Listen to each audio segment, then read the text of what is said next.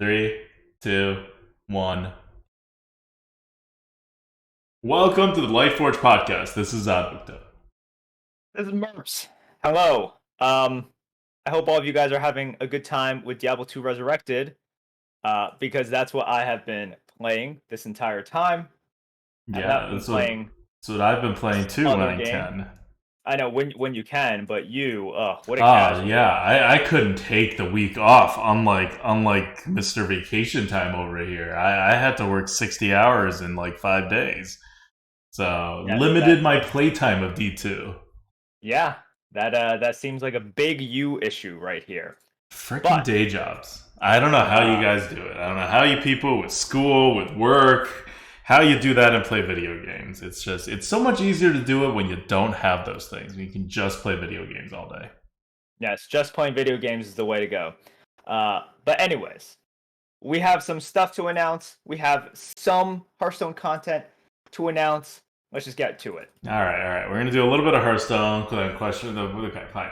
But for the Hearthstone stuff, let's just get it out of the way. All right. First, this is not gonna be a Hearthstone centric podcast episode. The last one was like 50-50. This one's gonna be like 10-90. Because honestly, there's just not that much going on with Hearthstone right now, and what there is to go on the arena side is just disappointing. For those of you who are wondering, it's like, wait. Are they just done with Hearthstone? Are they just purely going to be playing Diablo games? This is the No, Hellforge podcast. let's face it. Not that much is going on in Hearthstone right now. Like, Mercenaries is on the cusp of coming out. Is it? Arena is, I mean, yeah, soon TM, right? Arena is kind of the same old, same old. BGs, yes, they implemented like a balance patch, but I'm waiting for something a little bit more before I really dig in. I will be playing Arena whenever a new expansion comes out. I will be playing Mercenaries definitely whenever that launches, and I will be playing BGs whenever I feel like there is a meta that I want to try out. So we're definitely not done with Hearthstone for anyone who's wondering out there and seeing us do all these D2 resurrected Okay, streams. it's literally been Wow. half a stream. Streams. Okay, I was like, podcast wise, it's been half a podcast and Well, this no, all one. these streams. Like, Yes. and we have In done. case you're wondering, we've switched over all of our non Sunday streams to Diablo, and part of the announcement is actually that there will not be streams on Friday, Sunday, or Monday. That's the 8th, 10th, or 11th of next week because we're going to Vegas. We'll talk about that afterwards, after we talk about Hearthstone, though. Uh, Um, so yeah, as always, so in the arena, going back to the arena, it's still in the same shape that it was last time we left off last week, which is to say, warlocks are dominating at 56.3% win rate. Your demon hunters, warriors, paladins, all good. Then you have hunters and shamans as playable classes, and then you have 4 classes that are not really playable. Like yes, druid and mage are 45%, not 41/42% like rogue and priest. But 45 is so low that these classes are basically unplayable. Now, Rogue and Priest are like, super low that they're actually unplayable. But either way, you are not just doing yourself a disservice, but you're barely participating in the game by picking any of these classes. So this is one of the worst balanced metas to hit the arena in quite some time as far as class balance goes. And it's because they move too many things at once. And I'm really waiting for them to hit the button again or to give us another rotation, right? They normally give a rotation in the middle of the cycle. And the middle of the cycle is like this week. yeah, So they haven't announced anything, and weren't there? Look, I am not going to pretend like I keep at the very forefront of the arena news right now. Um, do we know if there's going to be one? I thought that they were like preoccupied with mercenaries. Yeah. We do not know that. I mean, we never know there's going to be one. They barely ever announce that there's going to Yeah, be one. It just fair. kind of comes. Also, normally around this time, usually this weekend, but sometimes maybe afterwards, they do the dual class event, and that kind of screws Arena over for the entire month. So October is always kind of a terrible month for Arena for me. Um, so I will play the arena as soon as they hit the button and create some semblance of balance in the arena. I don't need a new I don't need a new expansion to come out or anything. I just need it to be not dual class and Like, come on, you can't have right now. 5 of the 10 classes are unbalanced. Like, this is some abysmal like balancing rating in the arena right now. Like, we're talking like this is even without micro adjusts, it usually is not that bad. So it's some mix of with the weird adjustments they are currently already doing, not mixing well with maybe the types of expansions that they've chosen to include in this rotation. But either way, this is why I'm not playing the arena. I didn't think I would play Diablo 2 instead of Hearthstone for this long. I thought I'd play Diablo 2 for like like on stream at least. Like I obviously played in my off time. But Arena's just so bad. I feel like no just I don't want to be in there playing the arena, right? Because it's like, did you roll a warlock? If so, great. If not, I guess you can still play the game if you rolled a demon hunter, warrior, or paladin. Otherwise, I mean, kind of good luck. Plus, in the arena, you don't have me literally feeding you things to further your gameplay. Except on Sundays. Ah, damn. Confirming what chat has always known. Oh god. But yeah, arena is definitely one of those things where I am not having fun right now. Like I watch it sometimes as well, mostly from watching Dreads. I'm just like, oof, that man is gone. Like, oh, I don't know, man. Yeah, I feel bad Uh, for the arena streamers right now because it's bad, and I really hope, I don't know if they're gonna fix it, but they have to, right? It's either the rotation or the event, or they're gonna just hit the button again. Something's gonna happen soon. So the earliest time an arena stream will possibly come back is going to be October 15th, which is not this Friday, but the Friday afterwards. That is if they do stuff to the arena that is not adding dual classes. Um, and because I'll go back to my Friday arena streams, and then Wednesday will be variety, which now means Diablo 2. But yep. yeah, do you want to talk anything about BGs at all, or do you want to just go into questions from the goat? No, there's not much going on in BGs. I've been checking it out, and look, I've always tried to be very honest with you guys in terms of the knowledge that I am able to pass on to you, as in, I would never want to kind of like speak in kind of like a air of authority if I don't know the meta. And right now, I don't really know the meta. I do watch some streams during the day. Like this past week when I was D2ing, I would just put on some BG streams and I would kind of watch on the side. So that's the extent of my knowledge. I checked out like HS Replay as well. And honestly, the game right now seems like okay-ish. It seems okay-ish. As in, these kind of like mid level or mid game defensive builds are viable. You know how I can tell based on how overall excited Shady Bunny is by like tier 3 and tier 4 units, okay?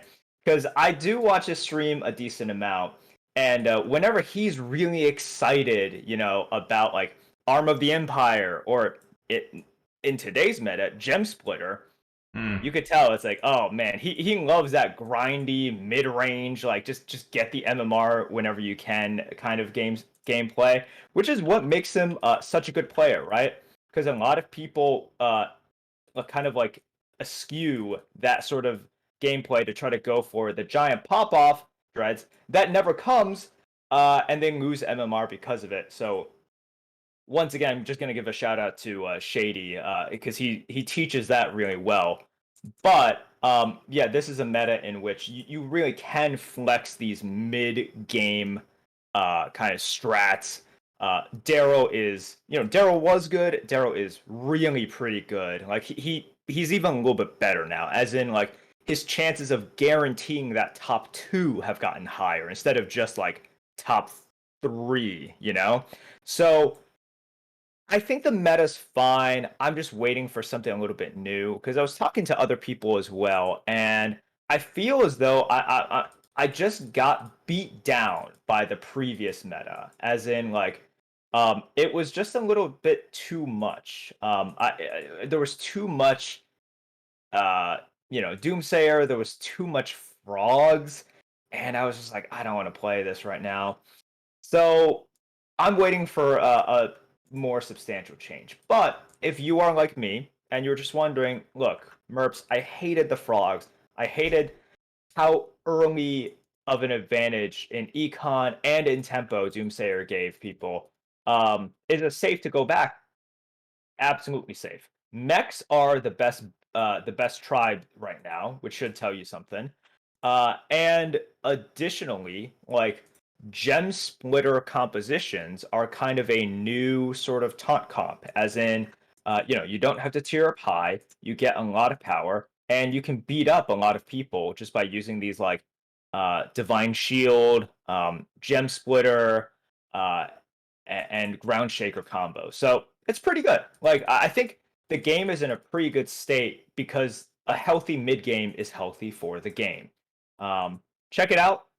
It's not a game that I particularly want to dig into right now. A lot of that has to do with Diablo 2, but that's my take on it. And if you were a little bit hesitant, I would say give it a shot. It's good right now. All right.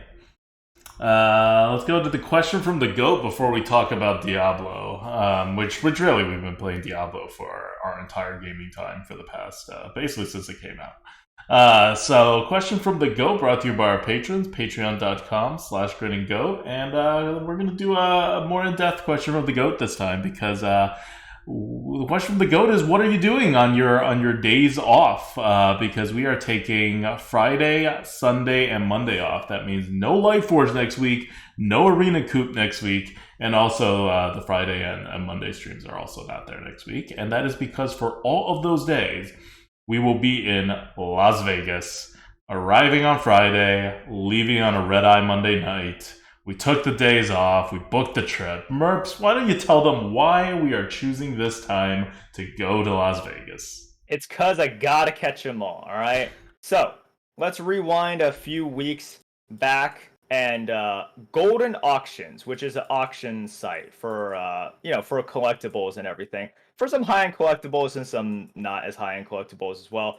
But I'm part of a Discord called E4. It's run by this YouTuber named SM Pratt. You might have seen his like videos if if you watch Pokemon content. But I was in there and people were like, "Hey, are you checking out these auctions? They're going for really low." And what happened is Steve Aoki and Gary King Pokemon, the guy who was on Pawn Stars, and they paired with this group called Dumb Money. Yes, please insert whatever joke you want there. They got a first edition base set booster box, a shadowless booster box, and an unlimited booster box. So three versions of the very first type of English Pokemon cards, and they were auctioning off a random pack from each. And it was going for really cheap. And by really cheap, I don't mean like $50. It was still thousands of dollars. But it got to the point where we all did the math and we looked at it. We were like, wait, if it stays at this price or even just rises by a little bit, that's an insane deal. As in, first of all, the experience is ridiculous. I have personally never opened a first edition base set pack. And here's my chance to do it. And it got to the point where I mapped it out. I'm like, it's actually positive EV for opening up a pack, expected value. So bid on it, won it surprisingly, and then I got this VIP like ticket to go to this party with Steve Aoki, who also loves Pokemon, and he'll be there in an opening and everything. And then I told Brand New about this, and then Brand New was just like, "Hey, Adapta wants to go to Vegas because that's his birthday weekend. He's turning 35. He's 35, going on death, okay? This is much past the midlife crisis for him because there's no way he's getting to 70 with his 70 lifestyle. My dad just turned 70. Like last week, and there's a nice picture of him that he sent to me. He's in Mongolia.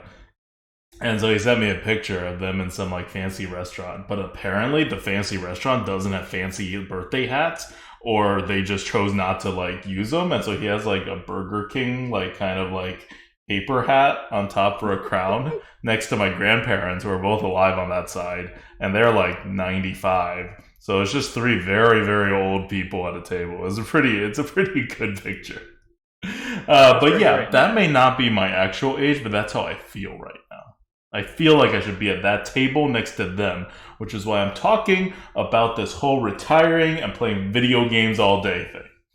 He's It's already just so talking much about it, better, guys. so much better than going to a day job and then coming home and then maybe still having the energy to play video games. Wait, are I'm you sure you serious? guys feel. Playing video games all day is better than working and then maybe having time to play video games? Are you? You know, We need more research on this, this dude. is Wait, what? I'm willing. I'm willing volunteer to do this research. So I've done the before, right, of the working, then coming home, then playing video games. I've worked multiple jobs and came home and played video games. But I haven't done the don't work and just play video games thing yet. So I think that's the next thing I should try. Okay, all right. Well, you good luck with that. But yeah, after I talked to Brand New about this, and she was like, "Hey, Adulta is going to Vegas." Then it just turned into this big thing, and now Natasha's going. So That's the 4P. four, So yeah, that's by the way, if you guys don't know because you don't listen to every episode of the Lightforge and watch us and stuff. But Brand New's my wife. Natasha 4P is Merp's wife. yep. So we are all going to Vegas now on Saturday. Connie and I, or Brand New and I, are going to the Pokemon party because Brand New is a Pokemon fanatic. And really, I told her, I was like, hey, there's going to be like high monetary value card giveaways at the party. She lit up. She was like, oh my God, giveaways? Raffles? What? To give you an idea of who I married, Brand New's number one thing that she wanted to do in Vegas is to eat at a buffet. Now, I don't just that's a normal Vegas thing, right? Like to eat at a buffet. But I mean, yeah. But when she eats at a buffet, she is like a military general, and her entire purpose is to extract every single cent of value and make. And she's like, I don't know, like she's like a average slash skinnier than average woman. And her goal is to extract all the value possible out of this buffet and make them regret ever letting her in for whatever price it is that they're getting into. But I've seen her eat. She doesn't eat that much. She doesn't. But she's like has the intensity to make that attempt, and she hypes herself up. So on our YouTube, which is usually dominating our TV, for like, when did you tell us this? Like 2 weeks ago? Yeah, something like that, maybe. Yeah. So for like 2 weeks, all that's been on our YouTube is videos of other people eating at different Vegas buffets. Are you kidding So me? she knows.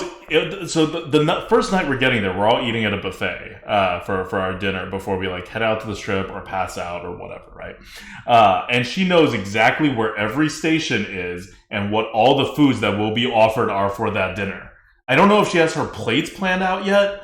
But this is all there, and we had done in-depth research of which buffet to go to, which was totally pointless because they were all fully reserved 3 weeks in advance. So we only had the choice of one of them. I mean, we have more than one, but it's a good one. It's a good one. It's still a very good one. Yeah. If you guys want to stalk us down, we'll be at the Win. Please don't stalk us down unless you happen to also be at the Win. Yeah. So look, this weekend will be filled with lots of gambling. Adulta is doing actual money gambling. I am doing Pokemon gambling because once again, here's a way I calculated it. It is still positive EV on me opening up the packs, but not significantly so. Right. And You're doing it for the experience. I'm doing it for the experience. Like doing this because the experience is obviously worth something. And having positive EV, that's unheard of. So usually when you open a Pokemon card, you lose like 2/3 of the value or something, right? About half. Half the value? Okay. But yeah. Yeah, for the vintage stuff, a lot of it is like you lose about half. Okay. For modern stuff, you lose more than two You thirds. lose more than okay, because I've seen you guys open the modern stuff on the stream, doing like ETB battles and whatever the brand news that you have poisoned brand new and gotten her into, and it's all Ah. just a huge money losing endeavor. Okay, no, no, no. See, here's the thing. God, she's just like dreads in a way. Like I try to introduce them. Like, okay, here are good value vintage cards that yes are a little bit expensive, as in it's like $50 or Mm-hmm. $100 per card. I'm like, but it's guaranteed to go up in price. It's a good purchase, and look how pretty it is, and you don't have to gamble on anything. I recommend you buy this. And then Dreads goes like, I'm gonna eat 50 Happy Meals, like just have bad poops and get these cards. And meanwhile, brand new is like, I'm going to watch these modern openings, only buy modern, and then stress out about whether or not I open them, and then open them at the end to extract like zero value out of everything. Mm-hmm. Mm-hmm. I don't know. And then she complains that she's not lucky. I'm like, I'm pretty sure you're just expected to have crap. Yes, yes. The EV for opening up modern products in Pokemon, I don't know what it is. You're just doing it to have fun. You are just Mm-hmm. doing it to have fun. That is it. Yep. But yeah, so the point is, we're gonna be in Vegas. My birthday's October 10th. You will find me at the roulette tables putting money on the number 10 until people are like, "What is wrong with you?" And I'm like, "Hey, until I run out of money, this is what I'm gonna be doing." And I will. My goal is to pay off the entire trip.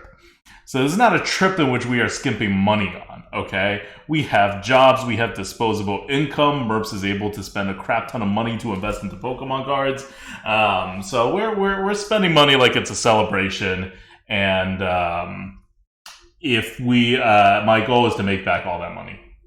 All of it, get the rooms comped, get the food comped, just be able to turn over enough times of the money that the casino is like, okay, we want you to come back for your next birthday, and give some good comps, and then win enough money, to cover everything.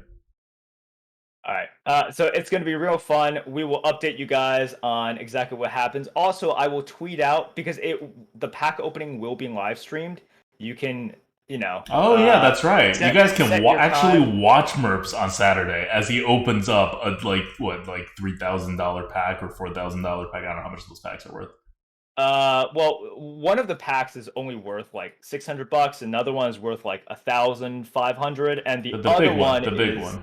the big one is worth like 8,000. Okay. I was super undershooting that. Yeah, okay. Watch Merps open an $8,000 Pokemon card pack. Yeah, it's worth a good amount of money. So yeah, look, we're hoping for a holographic, obviously. I'm hoping for a Charizard, obviously, but there are some nice hitters even in the common and uncommon slots, which is really what makes the pack pretty valuable. I will actually never get this opportunity again. Certainly not for this price. Certainly not at like a sort of celebrity.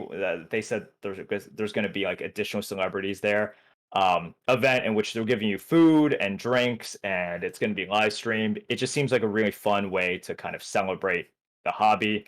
So why not get a positive IV, not IV, EV from doing it, and also have a lot of fun doing it. Yeah, so it's going to be a pretty big trip, and this is why. I mean, usually if you've been watching us for like the last like 6 years or something, we rarely take a trip at the same time unless it happens to be literally for a Hearthstone thing. Um, so this is probably the first time we've done it. Like actually do a trip at the same time. That is not like me going over to your place or you coming over to my place, so that we would still do a stream. So yeah, it'll definitely be fun, and we will. You can watch Merps do the opening, and I suggest you do. It is not often you can watch your favorite streamer open a $8,000 pack of Pokemon cards. You Um, can definitely Keck W at me. Like there is some good Keck W opportunities there. Yeah, like oh man, it could. Well, so here's the thing: the chances of it going horrifically wrong are low, but the chances of like it going really, really well are obviously not like super high because of how rare, And if yeah, you're wondering where to watch it, Merps will tweet at it. Watch our Twitters, yep, and at the end of the trip, Probably sometime Monday or maybe Tuesday if I feel really sad about it. Basically, if I'm not tweeting by the end of Monday, I probably lost a lot of money and I'm very sad about it. But at Tuesday at latest, I will tweet out the exact amount of money that I lost in Vegas in gambling. Damn. Or Okay. the exact amount that I won in Vegas in gambling. Who knows? I could come back from this trip a millionaire. Sure. It's possible, okay? Anything's possible with gambling.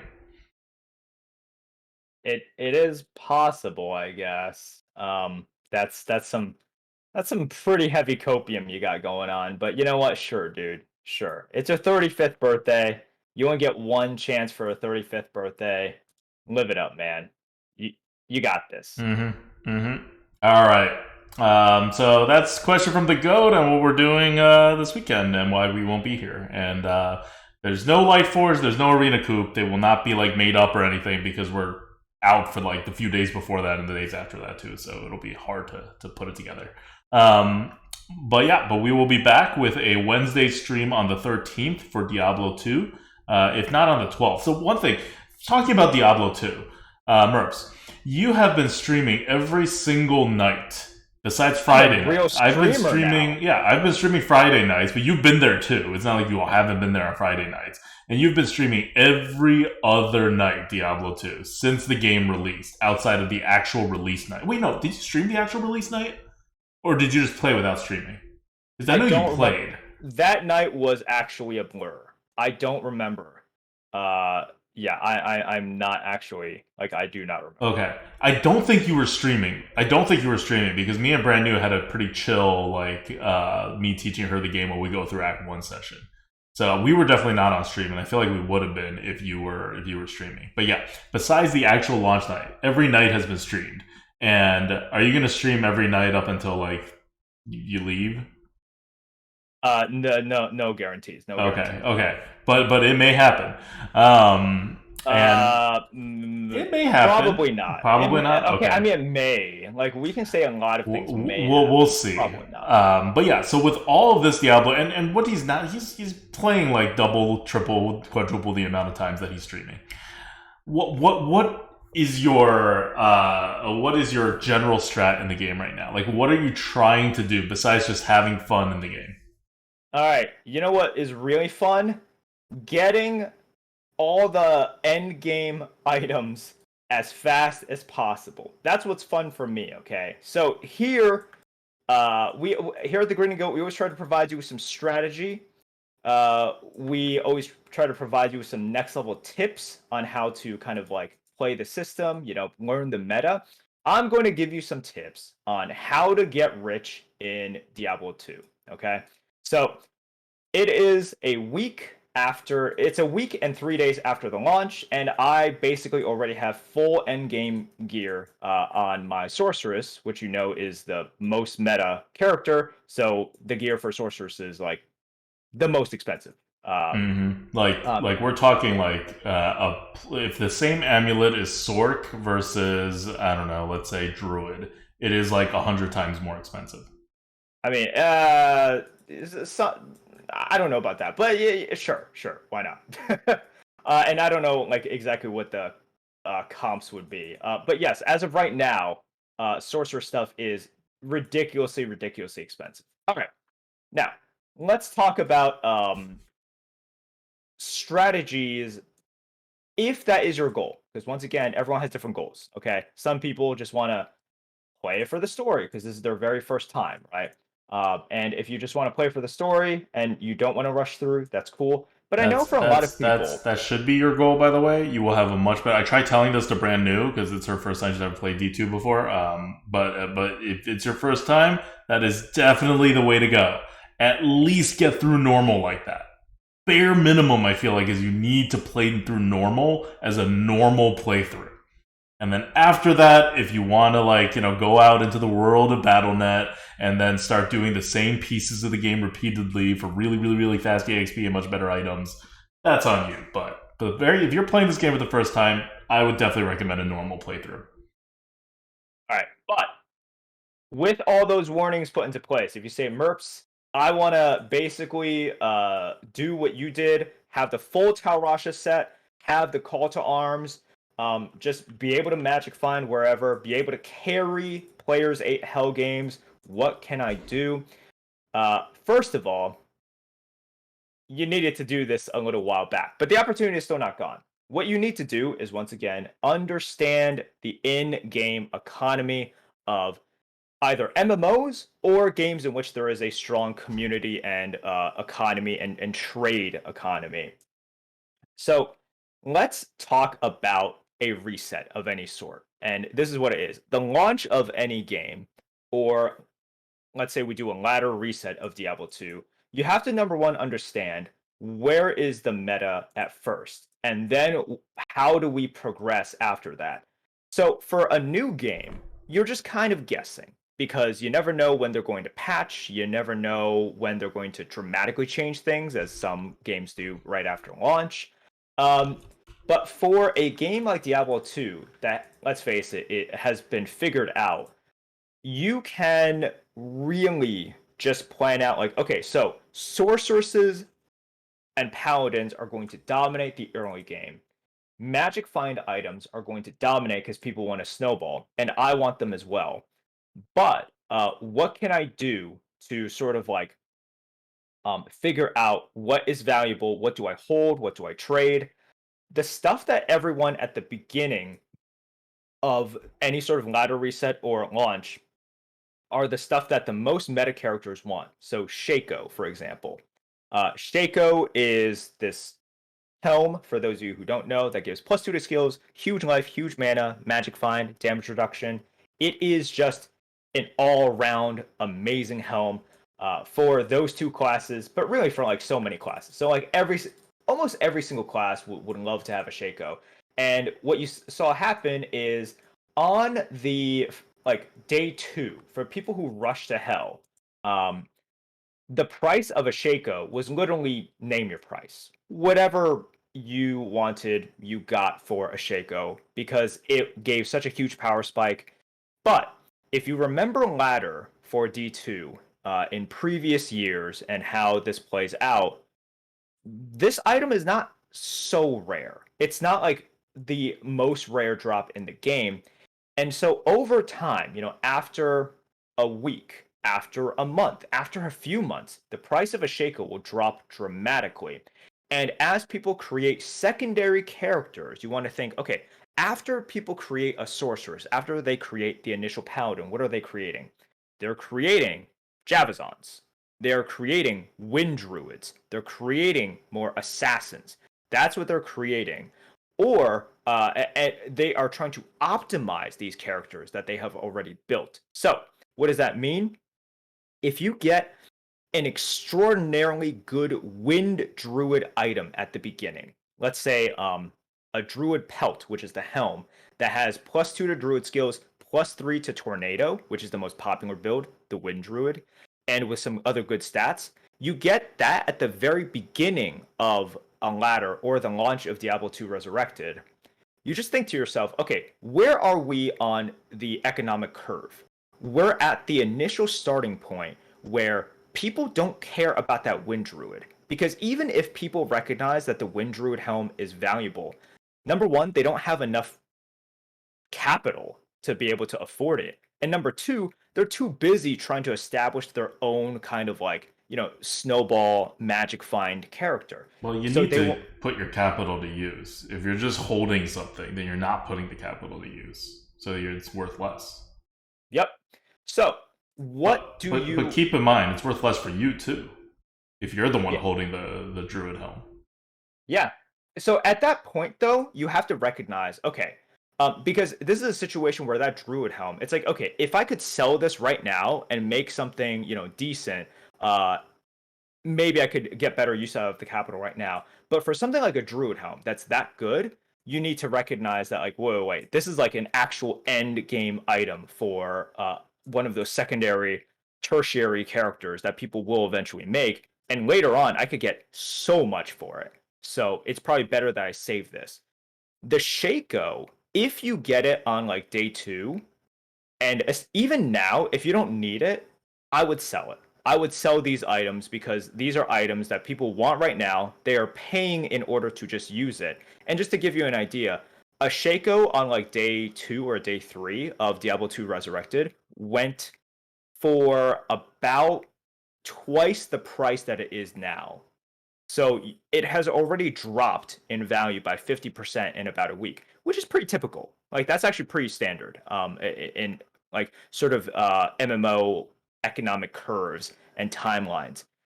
So for Shaco, it is going down. What is trending up? It is these things that are optimization tools. Once again, small, like really perfect small charms. 3 20 small charms. So these are fine small charms of Vita, which is 3 to max damage, 20 to attack rating, 20 life. These are the best charms for any sort of melee or like physical damage dealing character. If you get it at the very start, they are not worth that much. People recognize their value. They don't have the capital to give you what it will be worth down the line. But down the line, it will be worth like a truckload. So these are items in which it's like it's better to hold on to. The stuff that everybody wants to wear at that moment for their first character, that's the stuff that you want to sell. So you want to capitalize on that. And once again, some of that stuff, the part of the reason why you why it commands a premium is because whoever finds it probably wants to wear it themselves. So it comes down to, are you going to be the person who can sacrifice, who can survive the marshmallow test, and who can sell it, and then just wait like a few days for the price to drop, and you can either buy it back for much cheaper, or you can, buy something else that you want because maybe you found another one through your playing. So once again, think about what the meta is. Think about what characters there are. Think about the fact that at the beginning, there's not a lot of just capital flying around, right? Because what is capital in this game? It's all these great items that takes time for people to get. The runes, it takes time for people to farm these up. So there's just not enough wealth out there. If you have an item that you know is so good for all these tertiary characters later on, hold that. If you have an item which you know is not that rare, but everybody wants to wear right now, sell that. Unless you just, want to, like, I'm wearing some stuff that I probably should have sold right away, and then I could have waited on, but I'm like, no, I'm playing a lot. So number one, I get the value out of it by playing and magic finding with it. And number two, it's like, no, okay, as long as I recognize this, that's fine. But these are tried and true methods in Diablo 2 and really in any MMO to think about how are people playing this game? What's the progression? What are people valuing now? What will be valuable later on? Assuming they don't dramatically change the game, which for Diablo 2, it's sort of like this is a figured out game, right? So with this, it's been very easy, and that's why I have been able to accumulate this much wealth in the game and have like a completely GG end game sorceress like a week after playing. So think about it that way. There are lots of strategies. What you don't want to do is just blindly go in, and if this is your goal to make wealth, just like magic find and kind of like not think and strategize. Once again, like there's strategy to everything, even in a slot simulator like Diablo 2. You don't want to go in and just not strategize and think about how you want to tackle kind of this meta issue if your goal is to get wealthy in the game. So I want to put a big asterisk on that because not because Merps is wrong. He's completely right about everything he said. But he is talking, and I want to stress this, he is talking from the perspective of a 0.01% dedicated player. Now, most, if not all of you, are not that dedicated of a Diablo 2 player. So you have to interpret what he says through a certain lens, which I've learned. So one, when he talks about endgame items, and he says a pretty much perfect, druid helm, he means a almost literally perfect druid helm that you cannot think of better mods for. That's why when he says something like the three damage, 20 life, and an attack rating, small charm. It is literally the best small charm for a melee character that the game can generate. It is. Those Yep. are the kinds of items that will have more value later on relative to now, even if you don't use the item. Because capital has not caught on to the end gameness of it, right? Like, is plus three minimum damage, even if people are using melee characters, is plus three minimum damage really going to shake your world up? No. But when everybody has a charm, has a inventory full of like decent charms, well, now upgrading each charm incrementally gets a lot more value relative to the whole value pool that exists in the game, and the whole value pool that exists in the game has like jumped crazy amounts by then too. So that's what he means. Like that, the asterisk is truly end game, not just end game for now, not just your definition of end game, but literally the game can probably not generate a better item, no matter how long a robot can play the game for. That's the level of end gameness you want for you to hold on to something rather than trade it for value you can use now. And the other part is that you have to compute in how long you're actually going to be playing the game for if you're a magic finder, if you're trying to build your own wealth.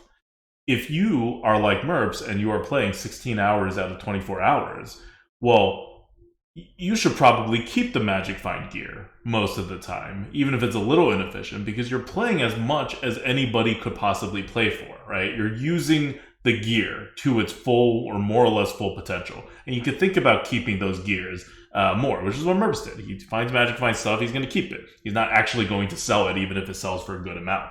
But if you are like someone who plays like 4 hours a day, right? That's still plenty of time to like, go and farm on the biggest levels and like join the end game of Diablo 2. But then any Magic Find item that you hold, especially in this early time period, is Magic Find item that a bot or a human being that's kind of like a bot, like Merps, would be getting way more use out of. And so they will pay you the premium to get that use. And holding that Magic Find item is actually just kind of like rotting on your character for 20 hours out of the day. So you got to think of it in that term. So for most players, almost all players, if you find a really good item, even if it's a Magic Find item and you want a Magic Find, you want to sell it and buy back some really cheap Magic Find item that's like way less good than the other one, in terms of magic finding, and like save like 95% of the value, Yep. because that's you would be able to get really good value right now for your top end Magic Find gear. If you found a Shaco on day 3 or even day 2, congratulations. You sell that immediately to the enthusiastic uh, people on the market who really, really want it, and just use the Tarnhelm for now. Use the Yep. Tarnhelm for now. That's fine, yeah, and you can Magic Find with it. You'll be a little bit slower or weaker during your Magic Yeah, Find like runs, let's say you and lose that'll be fine. 25% of your Magic Find efficiency by downgrading your gear and saving 95% of your wealth. Well, that's you're losing 25% of your future value, but you've gotten value from that, from all the top end gear that you sold in this like hypothetical scenario where you would actually lose 25% of your whole value. And that amount can like just hold and stay and gain value by just like existing, right? Like you think, oh, the Magic Find value is going to gain value because I'm going to snowball, but no, the money that you've traded this for, or the forum gold, or whatever you're trading it for, that is going to gain value at an even higher rate because all the other stuff is going to depreciate in value very fast, and it always does. Yep. So for stuff that cannot be consumed, like Shakos in the server, right? Mm-hmm. You only have one head slot. Shakos don't disappear. This isn't hardcore, right? This is not hardcore over here. So there's no sync. Shakos are only going to increase. People may quit and kind of like sort of take their ignore their account, which is taking some stuff with them. However, it won't be fast enough, like not nearly Mm-hmm. fast enough.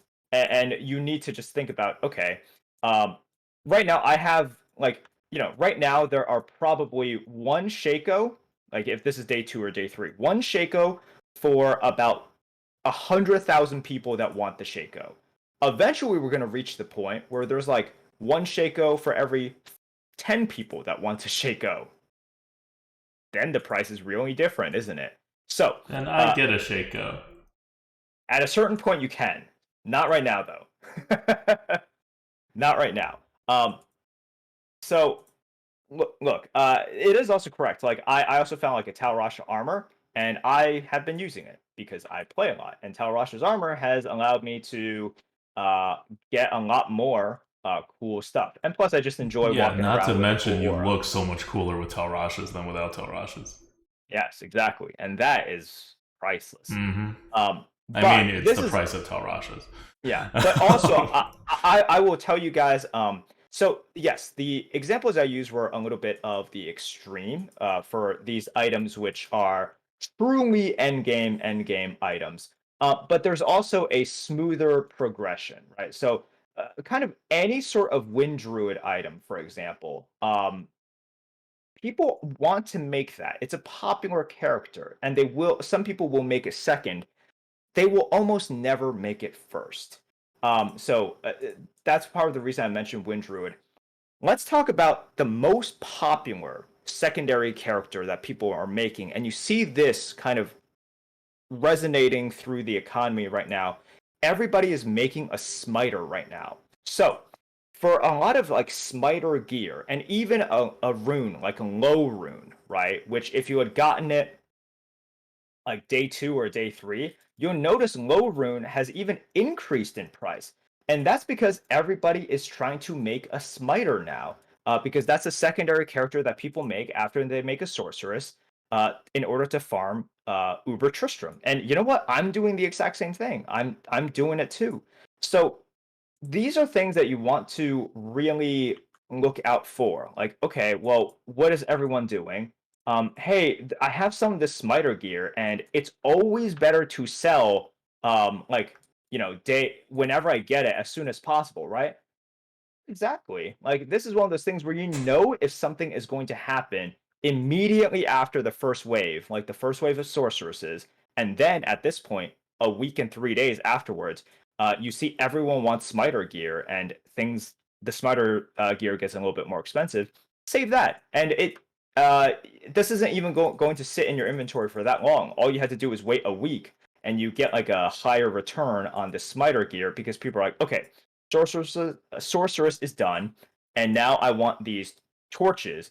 And the most reliable way, and really the only way to do it, is to build a smiter. And suddenly your items have a lot more competition for them. Yup. So, Diablo 2. You didn't think there was that much to analyze, but there is, just like there is in pretty much any game. But what Merps is saying is, like a lot of this is like he mentioned this before, but it's true of any closed economy. I mean, it's true of an open economy too, but Yeah. the openness adds a little something to it. But it's definitely true of kind of any video game economy that doesn't have artificial rules to it, like being soulbound and things. And it's even true of the more complicated systems that have soulbound items and other things, if they're not too invasive and they're not putting too much of a thumb on the scale in the economy. So it's just general things that's good to know, especially as like a video game, like a hardcore gaming fanatic that at some point will participate in some multiplayer economy. Because I'll tell you this right now, and you may think this is an exaggeration, but you would be totally wrong. 99.99% of active players in MMOs and Diablo and anything with an active economy that's more or less free do not even understand a quarter of how the economics works. Yep. Hmm. I agree So with that. if you understand how the economics works, you don't have to have a full, perfect, PhD in economics understanding of it. If you could just understand how it works at like an introductory college course level, you're way ahead of the game, and you will just be richer by doing Yeah, the same thing. and a lot of people Go ahead. kind of think about it's like, oh, what do I have to understand about economics? No, like think about it in the way that I just presented it. What comes first? What comes second? What do people want when the first wave hits? What do people want when the second wave hits? That's basically it. And if you view it in that way, it's if it's daunting at all, it becomes a lot less daunting, and it becomes, I think, much easier to understand. Yep. Cool. So we had a nice educational Diablo 2 part of this podcast. I think that's it. Is there anything else you want to cover, or we just keep it as a short podcast? No, I think this is good. Cool. So yeah, it's a fun game. If you guys haven't bought it yet, definitely consider giving it a shot. Really, like it's just such an important. I don't know about. I mean, it is really important too, but it's just also such a withstanding the test of time piece, right? Like Diablo 2 holds up in terms of the fun factor. It does not hold up in terms of things like balance or end game or just things you expect of a modern game. You're not going to take it and then put it next to something like Hades and be like, oh, Diablo 2 is an equally good game. But it came like 20 years before Hades, and Hades wouldn't exist without Diablo 2, and the economics makes it different. But even the actual gameplay, right? You can still play it and it still feels good. Even without the nostalgia factor, it is a game that like I would recommend, which is a crazy thing to say about a 20-year-old game that just got literally reskinned. It was not like remastered, it was just reskinned. Yep. It looks really good. So once again, if you guys haven't checked it out, definitely check it out. It's a good time. All right. So that's it for us. Remember, no podcast next week. We'll be back the week after that. Wish us luck. We appreciate everybody here keeping the lights on at the Lightforge podcast and being subs. And we're gonna just gamble. We're not actually gambling your money. I'm joking. We're gambling our own money. The goat's money is entirely separate. Don't crack down on us, IRS. This is actually no goat money is being used on this trip. Terrible joke. Even if goat business is conducted, this is all strictly personal money trip. Okay, but definitely wish us luck because we're putting down some big bucks here, and we will see you the week after next week. Until then, this is Oddwick. This is Merp. See you guys.